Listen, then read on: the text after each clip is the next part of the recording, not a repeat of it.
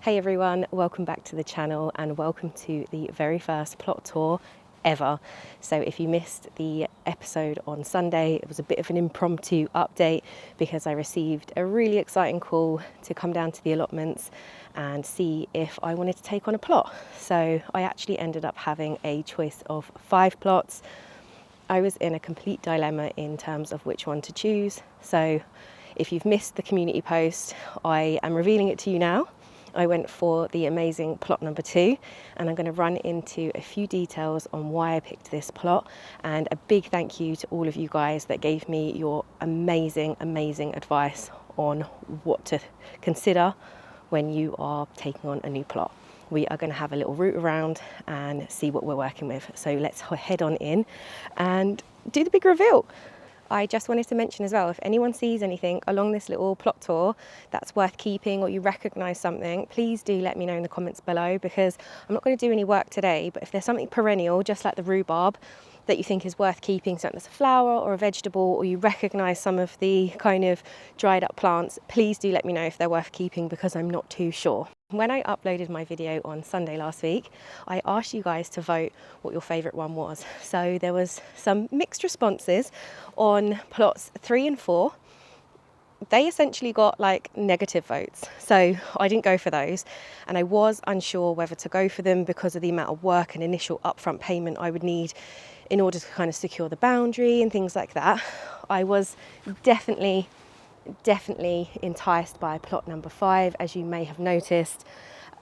A few of you cottoned on to how happy I was when I was talking about number 5, and I had initially gone for that plot. Please don't laugh at me, I was so happy. I've literally been out here for about 2 hours chatting to the landowner, and I have secured myself my very first allotment. I had a choice of 3, but I decided to go with this one because I thought it had a little bit of character. There's so much stuff on here that I've got a bit of infrastructure already. There's some beds that are under all of these weeds. There is so much work to do, but I'm going to give you a little look around the first plot, my first plot ever, the first plot of the channel. I don't know what we're going to end up calling the channel anymore now, because it's the tiny garden. Now I have a plot. But when I tried to pay the landowner for this plot, he said, no, keep the money, hold on to it, sleep on the decision and let me know in the week. And after speaking to you guys, there are a couple of reasons I didn't go for that plot. It is amazing and the neighbours down there are really well kept, but this plot that I've decided to go for is closer to the water. It's closer to the top of the hill, so there's a littler risk of, or a smaller risk of, like flooding. This plot down there is a lot further down, so I'm not too sure would it flood or not. And then there's also a whole host of hens down there. There's like 3 or 4 sort of like little areas for all the hens to be in. They're like literally the size of a plot full of hens. I've never seen anything like it. It's absolutely amazing. They're super friendly, but like if they're all trying to lay eggs, they could be screaming the whole time whilst I'm trying to video. So I think for audio purposes, it might be a little bit difficult. So I think it was, I have the votes actually on my phone. I should get them out actually and run through. So plots 3 and 4 got negative votes. I think they got negative 8 votes. So they were out of the running completely. Then plot 5 had 24 votes. And then in second place was actually plot 2, which had 22 votes. And plot 1, which is just a couple of doors down, got 32 votes. But there was 1 vote remaining, which was mine, and that was worth 10 votes, and I voted for plot number 2. So there was an even tie, but obviously I had to go with my heart, because when I was on plot 1, I don't know, I just left that plot really quickly. I'm not really sure what the issue was or why I didn't feel like overly comfortable there, but like the storm was bad, but I just left, which is why some of the footage was kind of short. The other reason I didn't go for plot 1 is the polytunnel had been dug down. So it was good, like say half a foot to a foot dug down. So the rest of the plot was higher than the polytunnel. And I don't know why that was. So I don't know, I just got an odd feeling about it. So I didn't go for that one. I did love the brassica cage, but I also don't want to be locked out of trying to create something myself that's custom made, just because if any of you here who have followed me from the beginning, you'll know that I love to like obviously custom fit my garden spaces, obviously being with the tiny garden, commercially available pre-sized beds don't maximise the space. So I've custom built everything that's in my garden at the minute, and I think I want to apply that approach here.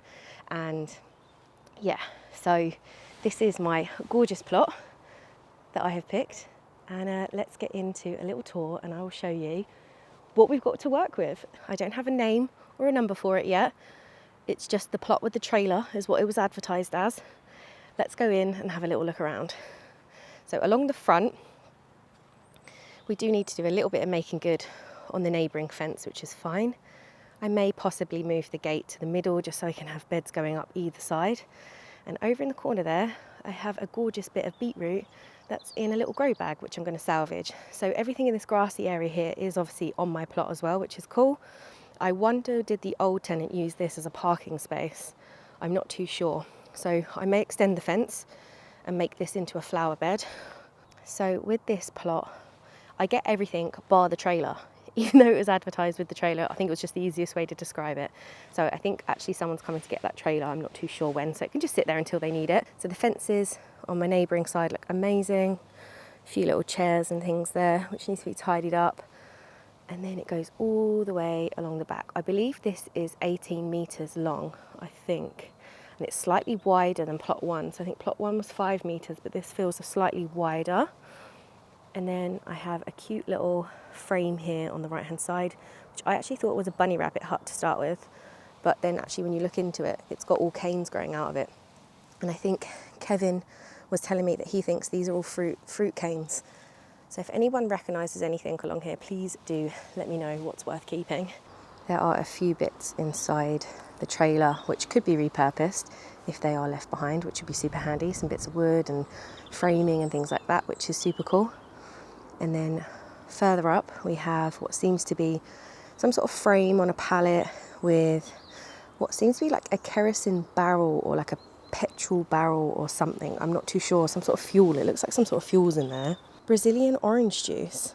Maybe it's not a kerosene barrel. Brazilian orange juice. NFC. How interesting. I thought that was a barrel full of fuel, but maybe it's juice instead. Who knows? So I don't know what I'll do with that. We've got a little Mario on the floor there. So there must have been some kids and stuff up on this plot previously. That's the little frame with the netting on the other side that I was showing you. So that could come in handy. I could definitely repurpose that. And then this little hut over here is a generator. So there are some electrical cables inside with some lights, and there was definitely some lights in the chicken coop and inside the shed. So he was obviously using this generator to maybe power the shed electrically, which is kind of cool. It's been left out in the rain though, so I don't know, does it work? Is it salvageable? I have no idea.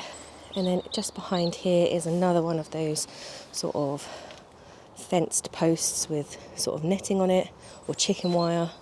And then behind that I've got a lovely roll of fencing, which is great because I'm going to grow a lot of climbers this year. I've already placed a few orders for some bigger plant varieties, which I'm so excited about. I'll show you that when they arrive, but they haven't come yet. And then behind here seems to be a potting bench, but I can't get in around to see what's in the front of this wooden bench here. There is a lawnmower, and there is also a sink right at the back, which is interesting. I've never seen a sink on a plot before, so that's fun. So we have around here a little composter. I think it did have a lid, but it must have blown away with the storm. And I did a bit of research. I think I'm going to need a little cover for the front of that just to stop the rodents going in there. But a little free little compost bin to get me started. And then round here is some great space just to store a few bits.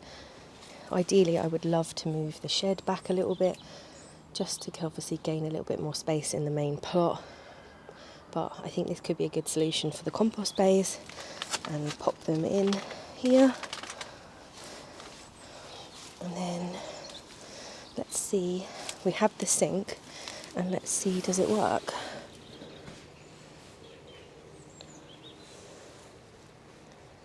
No water coming out of it, so I have to figure out how that works.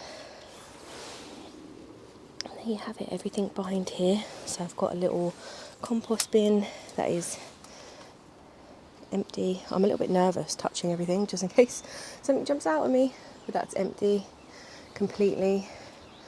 I have all the water systems that go through here, so this is obviously where the water comes in.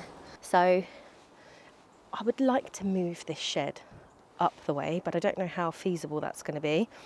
But I also think it's a nice tidy spot for me to actually put the compost bin, say here, and then it's out of sight. So when I walk in the plot and I take pictures and I try to admire and relax in my plot, I'm not looking at compost bins. So food for thought.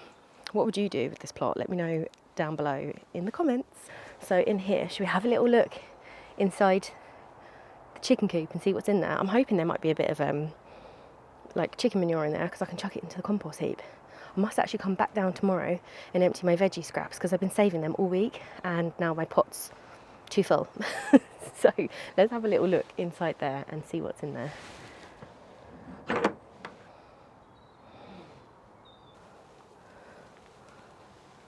It's fairly clean actually. So a little, there's some sun in, a little roosting perch, is that what it's called? And then they'll obviously lay their eggs in there in the back, which is kind of cool. How exciting. It would be cool to have chickens. I wonder how many chickens that would cater for. One thing that was mentioned that I didn't do when I was looking around the plots, which I really wish I did take into consideration, was check the soil. So I have my shovel, we will check the soil. So a big shout out to Shawn from Shawn's Garden for sending that piece of advice, because after all, we are literally here to grow vegetables and flowers. So I think it was a really, really important piece of advice. So if anyone is looking at plots over the season ahead that's like got their name down a list, bring a shovel, bring a fork and have a look at the soil and see, does that have any weight in on the decision that you make if you do get a choice? Because I know not a lot of people do get a choice, but if you do, it's something to consider, because after all, everything else you can build over time, but the soil, if you have a good start on your soil, definitely have an advantage. I think this was a frame to grow something on. I think it's just blown down in the bad weather. Just leave that there like that for now, and that way I can shut the shed door as well, which would be handy because there are a little bit of evidence of critters being in there, and yeah, it just needs to clean out. The only damage that I can see in the shed is a little hole at the bottom there, and then there does seem to just be debris along the floor. So I think these could be droppings of some sort. So I do obviously need to kind of secure this area and clear it all out. But the one reason I went for this plot is because of the windows that are over here. They let the light in and I can use this as a potting bench. So as with the tiny garden, I have a tiny house as well. And my dining table basically becomes a seedling potting bench in the run up to like March and April. So it will be super, super nice to be able to pop the seedlings in here and have the natural light coming in, because I know a lot of you really like the shed on plot 1, but this one had the windows the whole way around, and I think it's going to be so handy for me to put my little plants along the bench and have it all cleared out. And there you have it. That's the introduction to the first plot tour. What do you guys think? Please let me know in the comments below. If you have any ideas, I'm all ears, because I would love to know what to do. And I'm literally scouting all of Facebook Marketplace and places like everywhere at work. I'm asking them to keep the cardboard and pallets and everything, just so I have as much resources to get on with this brand new plot. It's an exciting time. I cannot wait. And don't forget to subscribe if you haven't already, and follow me on my journey with my first ever allotment plot. So happy to have you here. Thank you for hanging out, and I will see you very, very soon. I don't have a tape measure with me, but I wanted to know roughly how big this plot is. So I'm just going to pace it out and let you know how many paces it is roughly, just so you know. So we have 1, 2, 3, 4, 5, 6, 7, 8. So it's 10 paces that way. So like around 10 foot roughly. And it's 30 that way, so I'll have to work out the maths when I get home, roughly, that's an approximate because I'm using my feet.